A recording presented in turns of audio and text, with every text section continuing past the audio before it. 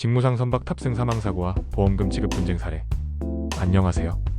금융감독원 출신 손회사 정사입니다. 1. 사건의 배경.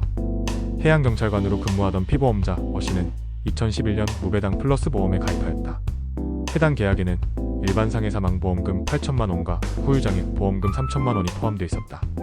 그러나 2019년 근무 중 선박에 탑승했다가 표류 상태에서 숨진 채 발견되는 사고가 발생하였다. 유족은 보험사에 사망보험금을 청구했으나 보험사는 직무상 선박에 탑승하는 동안 발생한 사고는 약관상 면책 사유라며 지급을 거부하였다. 주요 쟁점. 이 사건의 핵심은 보험사의 약관상 면책 조항이 계약자에게 제대로 설명되었는지 여부였다. 유족 측은 선박 탑승 면책 조항에 대한 설명을 전혀 듣지 못했다고 주장했다. 반대로 보험사는 피보험자가 직무상 선박 탑승 사실을 고지하지 않았기 때문에 설계사가 설명하지 않은 것일 뿐 약관은 유효하다고 반박했다. 3. 법적 근거와 판례 검토. 1. 보험자의 설명 의무.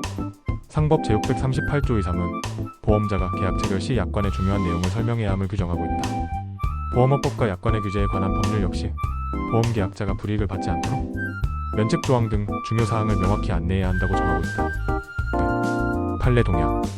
대법원 판례는 면책 조항이 보험사고 발생 시 보험금 지급 여부를 좌우하는 중요한 내용이라고 보고 별도 설명이 없으면 계약 내용으로 인정되지 않는다고 판시해왔다. 특히 직무상 선박 탑승 면책은 거래상 일반적이고 누구나 예상할 수 있는 내용으로 보기 어렵다는 점에서 설명 의무 대상에 해당한다고 판단하였다. 4. 분쟁조정위 판단. 분쟁조정위원회는 여러 정황을 종합해 보험사에 불리한 결정을 내렸다. 청약서에는 이미 해양경찰관이라는 직업이 명시돼 있었고 보험 설계사 역시 이를 알고 있었다. 하지만 면책 조항은 계약자에게 설명되지 않았고 설계사조차 해당 조항의 내용을 명확히 이해하지 못한 정황이 확인되었다. 따라서 설명 의무 위반이 인정되며 이 조항은 계약에 편입되지 못한다. 결국 보험사는 유족에게 사망보험금을 지급해야 한다는 결론이 내려졌다. 5. 사건의 의의와 시사점. 이 사건은 단순한 보험금 지급 분쟁을 넘어 보험사의 약관, 설명 의무 강화와 보험 모집인의 전문성 문제를 드러냈다. 보험사는 계약 체결 시 직무직업 관련 면책 조항을 반드시 구체적으로 설명해야 한다. 특히 위험 직군 해양경찰 승무원 건설, 현장 종사자 등의 경우 면책 가능성이 높기 때문에 더욱 철저한 안내가 필요하다. 설명 의무가 지켜지지 않으면 설사 약관에 명시된 조항이라 하더라도 효력을 주장할 수 없게 된다. 6. 결론.